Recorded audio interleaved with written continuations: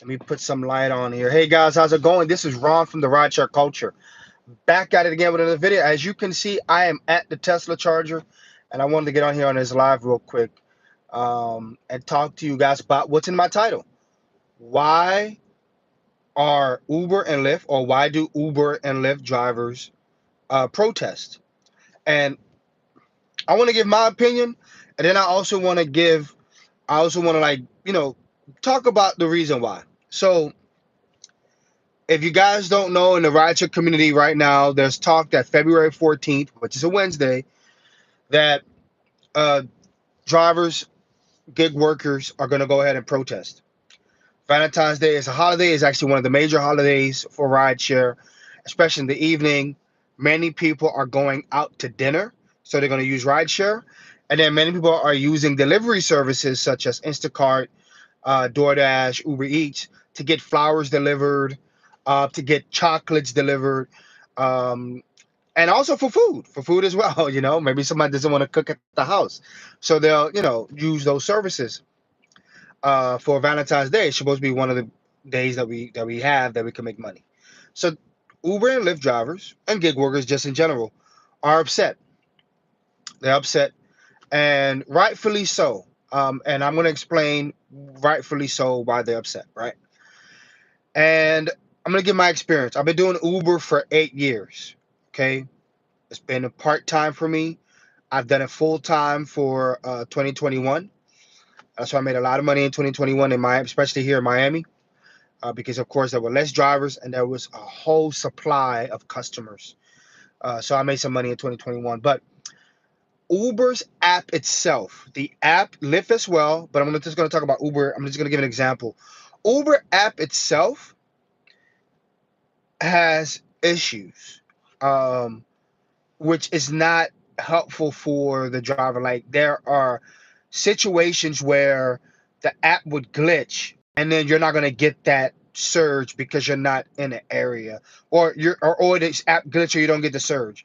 So then you try to talk to uh, driver support, and they're not necessarily helpful because they don't understand, maybe the language or the way you put your sentence together, because they're in another country. Most of them are in another country, and that doesn't necessarily help the driver. The driver has to go through so many hoops just to get an answer, and even sometimes to the point where some people, because they know of this, they don't even get the answer. Right? They don't even want. I'm sorry. They don't even want to get the answer. They say, what, F it, the app glitch. I'm not going to even fight it. It's a lot of drivers that lose a lot of money on the table, and I was one of those drivers until I was like, I need to go figure this out. If something happens, I'm gonna get my money. So I used to be that, where I just like, what, F it, whatever the app glitch, I'm not gonna deal with that. That was a long, long time ago. That's my first year. But um, pay pay as well. You know, Dara DK, I did a short. If you guys go look at my channel, I did a short. I did a remix. He was on a podcast a few weeks ago, and he talked about how the drivers made up. They run the ship basically. And he also talked about, and I didn't do a remix to that one, but he also talked about in that same interview about commercial insurance. And we all got the message. I'm not sure, maybe you got it, but I got the message. A lot of Uber drivers received the message where Uber was trying to explain himself about commercial insurance and how expensive it is. The answer is yes. Commercial insurance is expensive, people. It is. It's very expensive. Does Uber have to cut into our rate to help with that? Maybe. But do they have to go put their fare so high on customers where we don't even get a higher amount of dollars? Let's talk about that. And the reason why I say let's talk about that is because that's where we get into some complexities. And the reason I bring that up is because this is why people are trying to protest. They are not happy with what's going on. Ronald, Ron, do you agree? Right? You're the rideshare culture guy. Do you agree with the protest? My answer is you guys could do what you want. I have never protested. I haven't. I'm not gonna sit here and be like, yes, I went out there with picket signs and did it. I haven't do it. Now, other states have done it, and they actually were able to get some things passed because their government listened to them, and the government sided with the drivers. I think Minnesota and Seattle. I believe Seattle's the one where drivers are making money, more money. Um, it's the safety factor there. Driving in general is a risk. Having somebody else in your car is a risk too. So, but the money is up in Seattle because of what they have done strategically to get what they want out of Uber in that state. Um, the way I look at this is like a radio. You could put the dial to a different station or to the station you like. If I'm not, if I don't want to do Uber today, then I don't have to do Uber. And the reason I'm saying this is there's so many other part-time jobs that people can get. The reason why drivers love driving, in my opinion, is because you get to shut the app off. You get to shut the app off. You get to turn it back on if you want to. You don't have to necessarily do a job if you don't want to do it. Now, there's consequences to it, of course. That's a lady next door. She literally just came to her car and then she started honking the car again. Sorry about that, guys. I hope it's not a distraction to what I'm trying to say to y'all. But back to the story. Drivers protest because they want to have their voices heard. And at the end of the day, drivers make up the company. The dollars flow through the drivers. And yes, your technology is the one that helps. Because let me talk to you guys about the Uber and Lyft, Instacart, and all that. They have to hire people who deal with coding. They have to hire people that deal with running the servers. They have to hire people that deal with, of course, human resources, employment, and all that kind of stuff. And then they have expenses they have to look into. So I kind of I see Uber side and I see the driver side. The problem that I have is that when it comes to drivers, it's like, I'll put it this way: when the IPO came out a few years ago for Uber, the CNBC, I believe it's CNBC, asked him, "Well, what do you say to the drivers who say they have their negative feedback or they have a situation with the Uber, right?" You know what DK said? You know what Dara said? Well, it works for some drivers and it works for some and it doesn't work for others. But let me talk about da da da da da. Right? He tried to move away from that when the IPO opened up, right? And it hurt a lot of drivers because you had drivers who bought new cars, which now we know not to buy cars for Uber because Uber and Lyft like to change their systems without, letting people know, right? Lyft said, "Oh, about a month from now, you guys are gonna have no Lyft Lux because people like they want different options, and now we got extra comfort." No one asked for that. Lyft passengers, I have not heard of Lyft passengers here in Miami say, "You know what? I would like extra comfort car better than you know." It's the money thing. They got to do strategies. So when DK said that on the stage at the IPO, hurt drivers.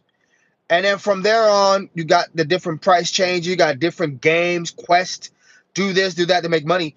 So you got a lot of upset drivers, understandably so. When I look through the lens of Uber and the business, they got a business to run. And DK, Dara, and I'll put Dara at the top because it's the major player of rideshare. And even in gig, I know DoorDash, of course, as well. How, you know, DoorDash, when they have their problem with stealing tips, they admitted that they stole tips. And it's like, how is you as a company could allow this to happen, that you steal tips from somebody who's in the hot sun, who's in the cold weather, going out delivering food, and then you steal somebody's tips? That's not your money. And of course they had to go rectify that. Government had to get involved. That's stupid, you know. So, and then DoorDash is, they're doing a few different things that that gig workers don't like, delivery drivers don't like. Hey, my money didn't come through. Where's my money? Why is tip baiting? You're allowing customers to they tip and then they take the tip back. Stuff like that. There's no genuineness in this system. Like it's I can see why the protest comes there, but then I also look at DoorDash's a lens as well. They got service, they got people they have to pay, they have service they got to pay for software. It's very expensive to run the software, right? Because the thing is, you want to be able to just log into the phone, get an order, pick it up, and drop it off. All of that costs money. And when it comes to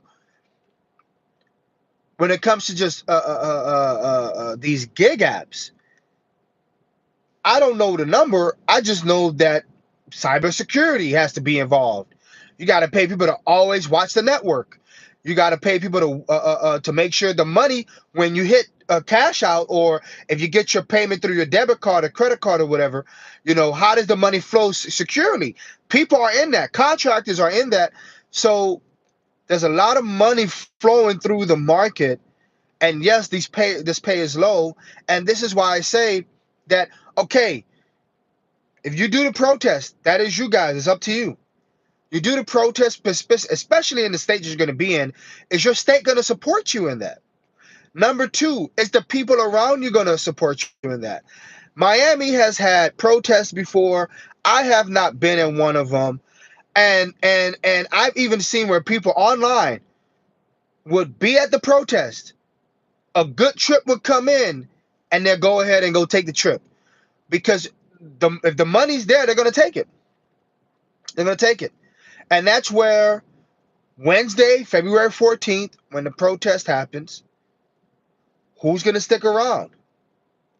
You know, I think Seattle did a phenomenal job at how they got their local commissioners involved, and they saw what was going on. These cars, regardless if you got a 2007 or a brand new 2024 Escalade, these cars are expensive to maintain. It's not cheap. Tires, when you put a tire on a Toyota Camry, that's from 2010. It's the same tire price that you put on a 2024 Camry. It's the same price of the tire. The tire price don't change, if you get my drift. So what I'm saying is, these things are expensive, and you got people that's out there that says, okay, I'll make a little extra money. I'm gonna help myself, help my family, my friends, or whatever I need to do. I just need the apps to be genuine on what they're going to say. And unfortunately, Uber and Lyft have not done well when it comes to community building with their drivers. I mean, that podcast, you got to look at the podcast. I think I'm gonna try to leave the link in the description below. DK talks about making peace with the drivers, right? The interviewer asked him, hey, how did you try to make peace? He talks about going in a Tesla Model Y, that's black, doing Uber. Well, Dara, your most selected ride type, it's not Premier, it's not Comfort, it's not Green, it's Uber X. So maybe a Toyota Camry, which is the number one, I believe, car, and I think the number one is Camry, and the number two is Corolla. Camry, get in that. Not a Model Y, especially not a Model Y, because the Tesla is an electric car. Get a gas car when the AC breaks, where you have a brake, you have to change your brakes so often, where you have to check, you have an engine check.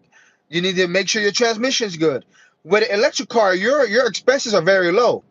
So, I'm just saying in that part, where if you want to be very deep with their detailed, I understand that he made his move to try to make peace with the drivers. But in the end of the day, are the drivers going to be are they going to be forgiving of DK and the Uber team or Lyft? So why do Uber and Lyft and gig workers protest? Because they're just tired of the crap that's been provided, that's been shown in front. Do I necessarily believe in protest? I'm not going to sit here and say, yes, I believe in protest. I'm going to say I'm 50-50 on it, because I have a way out. At the end of the day, I don't think this is a career. It's not. You cannot make you have to do more than one app to make money. You can't just do Uber, and because you can get deactivated tomorrow, and they got to do an investigation for 7 days, 8 days, or however many days they got to do, and then you get your account back. Steven from the Rideshare Garage, he had some background check thing, and it took him almost 3 months to get his account back. He had Lyft, but still, Lyft could deactivate you today, and then you only got Uber. DoorDash can say, hey, somebody say you stole the package and it goes against your score or whatever measurement they have on you. Instacart say, hey, the person said you're missing the eggs, even though I remember that I delivered the eggs. You know, so it's a word of mouth, and then the customer is basically right all the time. You know, where is that thing where Uber says, okay, well, we got to do an investigation first and then we'll see if it's correct. But no, we got to deactivate you first, then investigate. Like, you're guilty first, and then you're in it. That's when it starts to you start having negative feedback. You start having negative drivers.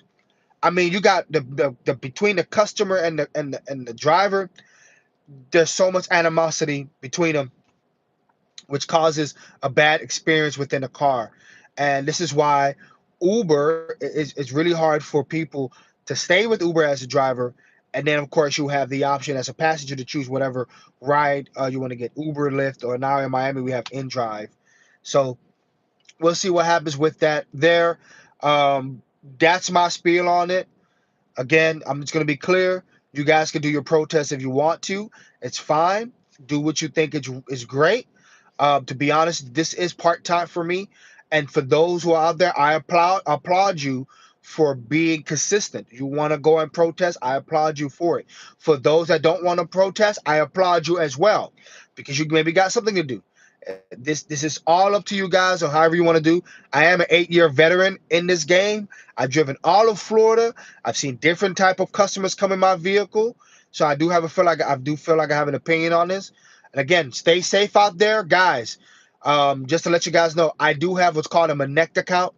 If you need any assistance when it comes to just rideshare, or you want to talk to me about rideshare or ask me any question, I'm gonna leave a link of my Connect account in the description below.